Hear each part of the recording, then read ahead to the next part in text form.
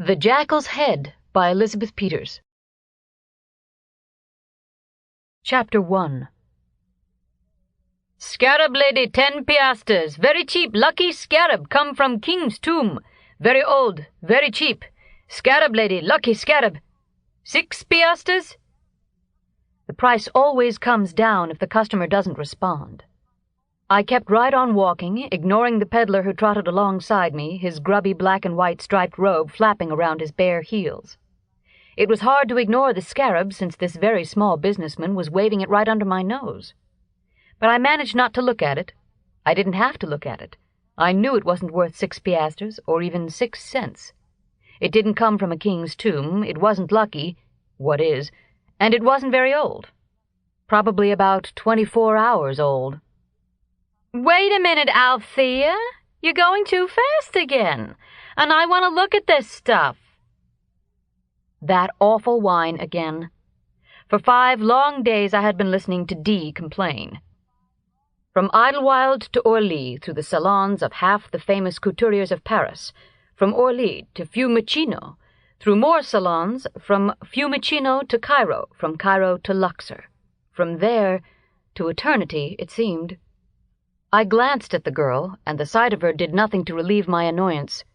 She was a spoiled mess, from her bleached hair, now wilting into wisps under the impact of Upper Egyptian heat, to her padded figure crammed into clothing that was too new, too expensive, and too tight. There was a jarring note in the general picture of uncouth youth, the unwieldy plaster cast, and the crutches. I stopped walking, feeling like a heel, and resenting the poor little wretch even more because she made me feel like a heel. "Sorry, Dee, I'm sorry. Where's your father? Isn't he meeting us?" Dee shrugged.